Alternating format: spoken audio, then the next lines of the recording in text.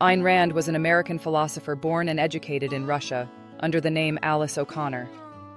She became recognized for her writing and moved to the States, rising to prominence in the imagination of Americans for her defense of capitalism, freedom, and the rights of the individual.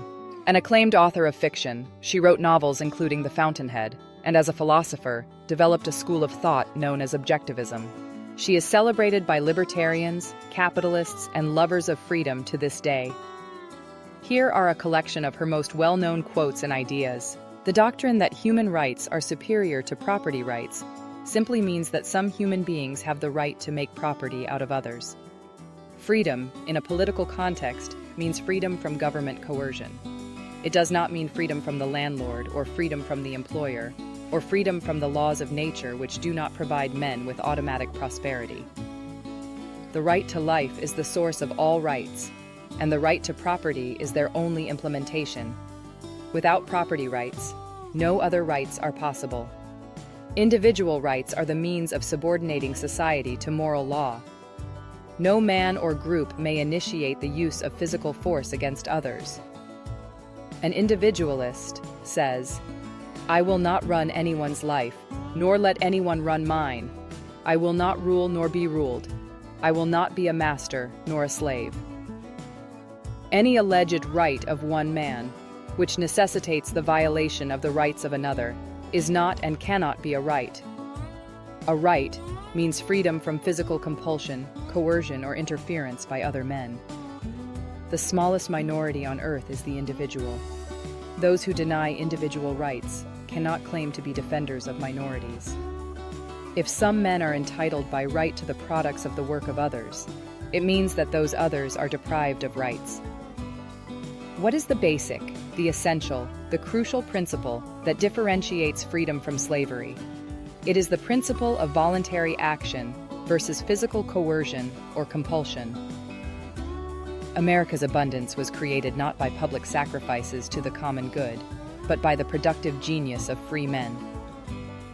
Individual rights are not subject to a public vote. The political function of rights is precisely to protect minorities from oppression by majorities. Man, every man, is an end in himself. There's no way to rule innocent men. The only power government has is the power to crack down on criminals. Rights impose no obligations on neighbors except of a negative kind, to abstain from violating his rights. A society that robs an individual of the product of his effort is but a mob held together by institutionalized gang rule.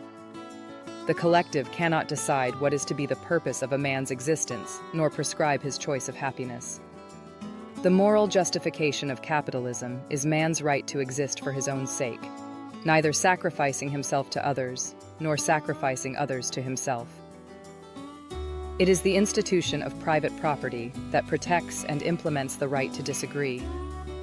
A proper government is only a policeman, acting as an agent of man's self-defense, and, as such, may resort to force only against those who start the use of force. Government that initiates the employment of force against men who had forced no one reverses its only moral purpose.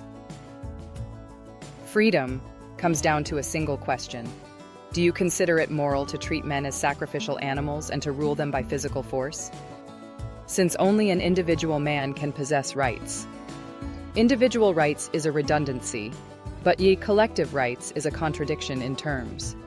When the framers of the American Republic spoke of the people, they meant a sum of individuals, each of whom retains his inviolate guarantee of individual rights. The right to property is not a guarantee that a man will earn any property, but only a guarantee that he will own it if he earns it. Since the only proper function of a government is to protect man's rights, it cannot claim title to his life in exchange for that protection. Whoever claims the right to redistribute the wealth produced by others is claiming the right to treat human beings as chattel. In a capitalist society, all human relationships are voluntary. Men are free to cooperate or not, to deal with one another or not, as their own individual judgments, convictions, and interests dictate. Under a proper social system, a private individual may do anything except that which is legally forbidden. A government official may do nothing except that which is legally permitted. This is the American concept of a government of laws and not of men. The right to property does not mean that others must provide him with property.